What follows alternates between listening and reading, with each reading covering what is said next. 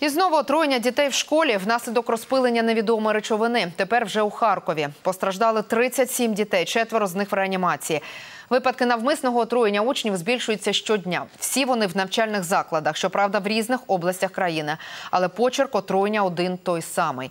Якщо правоохоронці встановлять зв'язок між цими надзвичайними подіями, то це вже буде не хуліганство. За півгодини до полудня спеціалізована школа за кілька кілометрів від центру міста. Діти відчули їдкий запах у повітрі, почали чхати та кашляти. Це сталося саме тут, на другому поверсі, біля туалету для хлопчиків. У школі саме була перерва. В коридорі бавились чимало дітей. Як раптом їм стало зле. Один із хлопчиків не міг стояти на ногах, інший почав блювати. У дітей боліли голови і вони задихалися. Я був в туалеті. Там почало воняти перцем. Я потім вийшов з туалету, кашляв. Все. Красний був, там теж вся школа красна була. Вчителі відчинили вікна і за кілька хвилин евакуювали дітей. У нас такого не было. У нас школа достаточно известная в городе Харькове. У нас нет детей девиантного поведения. Предполагаєте, що там може бути? Не знаю, я не знаю.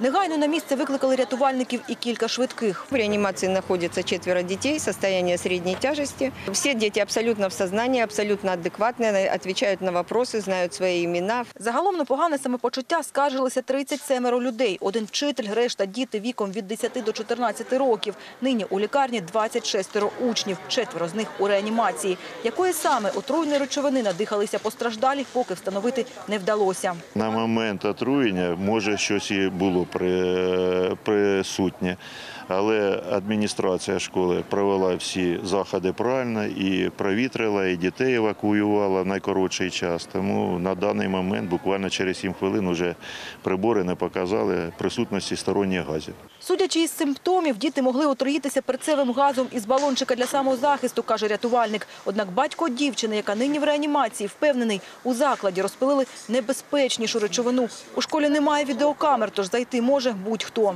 По симптомам, потому что дети теряют сознание, дети ощущают слабость, головокружение, тошнота, то в данном случае это нервно-паралитические газы. Яка саме речовина отруїла дітей, остаточно встановить медична експертиза. На це треба тиждень, кажуть у прокуратурі. Там порушили кримінальне провадження за статтею «Хуліганство». Якщо знайдуть зв'язок з аналогічними випадками в інших областях, справу об'єднають і перекваліфікують. Тетяна Доцяк, Ігор Тамбієв, факти ICTV.